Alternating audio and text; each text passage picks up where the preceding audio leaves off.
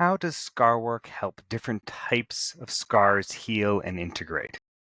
I'm Irvin Eisenberg from Resilience Occupational Therapy, and I do a type of technique called ScarWork, which is a really gentle technique for working with scars. Now, there's a lot of different types of scars. Starting from the most surface level, you've got the aesthetic aspect of a scar. Additionally, that can have, on the surface level, we're often talking about things like burns, um, or other larger skin areas. Now, of course, you've got the surface level of an incision or something that you might be working on, and the scar work can help smooth out. Does it help the aesthetics? It can make scars a little less noticeable. Doesn't tend to remove the white line per se.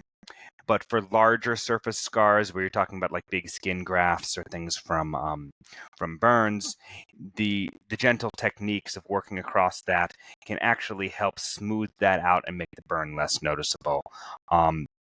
Along with that, as you're working into deeper levels where you start to have nerve effect, often when people have scars, there might be some lack of nerve sensation through that area or surrounding areas.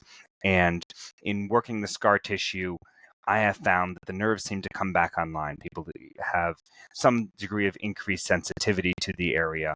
That doesn't necessarily mean that the work itself is hurting, but the sensation is coming back online. In the short term, that can be a little bit of itching or reddening to the area, but that's sort of the scar pinking up and re-engaging that healing process.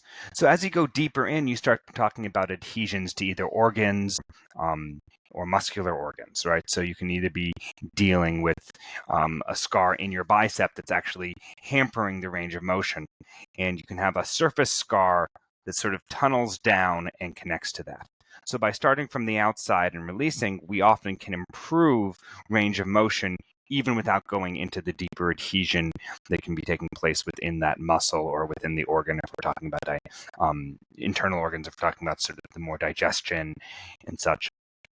But by releasing the outer surface first, we then can sort of tunnel in.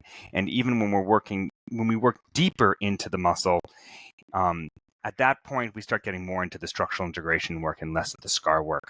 And we're talking more pin and stretching techniques and myofascial release, which is all great work that I do, but it's less specific to the scar work.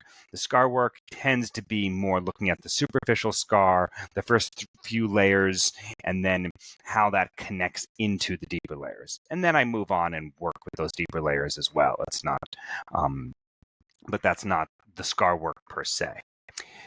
In a previous video, I talked about longitudinal scars such as mastectomies related to gender affirmation surgeries or cancer.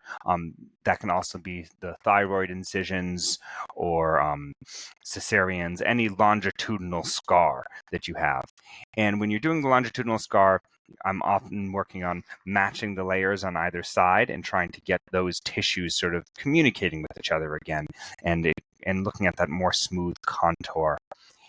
Additionally, I don't just look at what's happening at that surface layer. Right underneath that layer, especially in the case of a cesarean, you often have a horizontal incision to open things up, and then a vertical incision to the uterus in the case of the cesarean, and you've got actually two different scar layers that you're working with. So I might be working on the surface, doing brushing techniques and sort of little combing techniques along the line of the scar, but then as I start mobilizing and thinking about the deeper layers, I might be working with that vertical scar incision or some of the more other three-dimensionalities of that scar and following that in.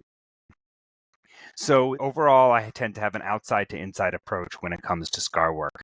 And work in general, the more you can release the sleeve or the outer layers of fascia and scars, the more you have room to go in deeper. So that's a little bit on the different types of scars and how I can help them.